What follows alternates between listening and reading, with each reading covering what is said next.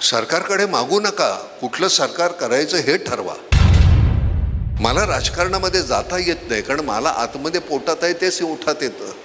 दुसऱ्या दिवशी मला काढतील त्या पक्षातून। मृत्यू आहे, अटळ आहे, तुम्हाला माहिती नाही का? अमर असल्यासारखे का वागता तुम्ही? काय बोलता? कुठले आदर्श ठेवता आमच्या नवीन पिढीसमोर तुम्ही? जय शिवराय, जय भीम आणि सर्वांना गुड मॉर्निंग, सुप्रभात। शिवरायाच्या मावळ्यांना जय महाराष्ट्र, शिवसैनिकांना जय महाराष्ट्र, भीमसैनिकांना जय भीम आणि सर्वांना राम राम। बघा, आपला आजचा व्हिडिओ आहे एक आपले अभिनेते, actor, nut, hero Nana Patekar यांचं आजचं भाषण ऐकलं आणि अक्षरशः अंगावरती काटे आले। त्यांचं प्रत्येक भाषणातील प्रत्येक बोल हा मार्मिक होता, कारण अंतःकरणातून एखादी गोष्ट समोर यायला, मार्मिक गोष्ट करायला स्वतः माणूस हा मार्मिक असावा लागतो। कारण बघा, गाढवाच्या तोंडामधून कोणी चांगलं गाणं ऐकू शकतं का? ऐकू शकणार नाही, कारण तो गाढवाचा गुणधर्मच नाही गाणे गायचा। माणसानं कुठली गोष्ट बोलली पाहिजे, कोणती भाषा वापरली पाहिजे, हे संस्कार, त्याची जी मानसिकता असते ते सांगत असते। आता जो मुद्दा आपल्या व्हिडिओचा आजचा असा आहे, बघा, भारत हा शेतकऱ्याचा देश आहे। शेती हा मुख्य व्यवसाय हा भारतामधील आहे, महाराष्ट्रामधील आहे। पण आतापर्यंत प्रत्येक गोष्टीचे भाव वाढलेले आहेत। पूर्वी आमच्या लहानपणी साखर 5 रुपये किलो भेटायची, तेव्हा सोन्याचा भाव 1200-1300 रुपये तोळा होता। आज तोच भाव 55,000 क्रॉस करून गेलेला आहे।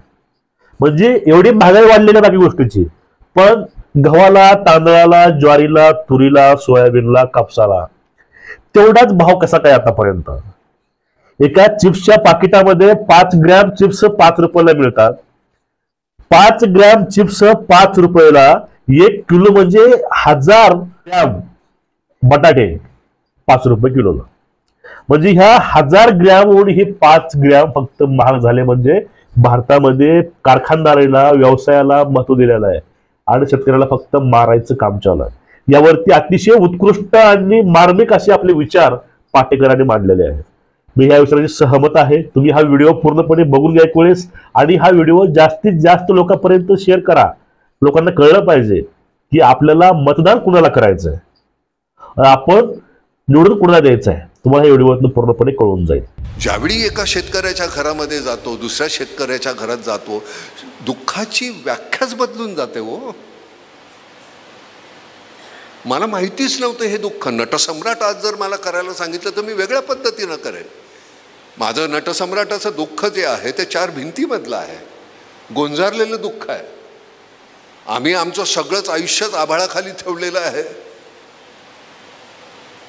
आमच्या पिकाला तिजोरी नसते हो। कोणी या पाखरं येऊन खातात, वांद्रं खातात, वानोळा म्हणून त्यांनी तो खायचाच असतो।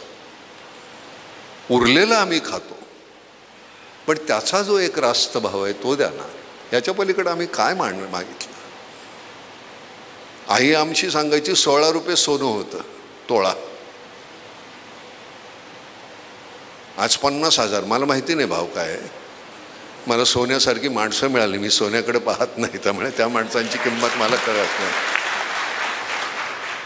पण सोन्याचा भाव इथून इतका झाला, आमच्या तांदळाचा भाव, गव्हाचा भाव काय पटीत वाढलाय तुम्हाला माहिती आहे? का नाही करत? 80%, 90% आपण होतो, आता 60-50% आलो शेतकरी। पण 50% सरकारकडे मागू नका, कुठलं सरकार करायचं हे ठरवा।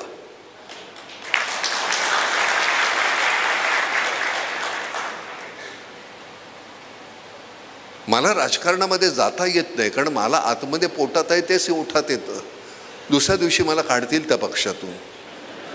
महिनाभराने सगळे पक्ष संपलेले असतील, कशाला जायचं तिथं? इथं आल्यानंतर मनापासून जे बोलता येतं। बरं, सगळ्यात महत्त्वाची गोष्ट कधी कळणार ह्यांना आपण मरणार आहोत? किती संचय करायचा? मृत्यू आहे, अटळ आहे, तुम्हाला माहिती नाही का? अमर असल्यासारखे का वागता तुम्ही? काय बोलता? कुठले आदर्श ठेवता आमच्या नवीन पिढीसमोर तुम्ही? काय चाललेलं आहे?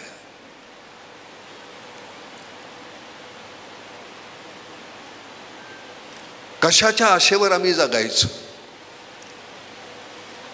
रोज आम्हाला अन्न देणारा जो आहे त्याची जर तुम्हाला पत्रास नसेल तर मग आम्ही तुमची पत्रास का ठेवायची? अडवणूक नाही, अडवणूक कधीच नाही. शेतकरी कधीच तुमची अडवणूक करणार नाही. तो कितीही चिडला, काही झाला, मी आत्महत्या केली तरी पुन्हा जन्मून मी पुन्हा शेतकरीच होणार, अशा पद्धतीनं जगणारी जात आहे. पुढचा जन्म कुठला हवा रे? तर मला शेतकऱ्याचा जन्म नको असं कधीच शेतकरी म्हणणार नाही.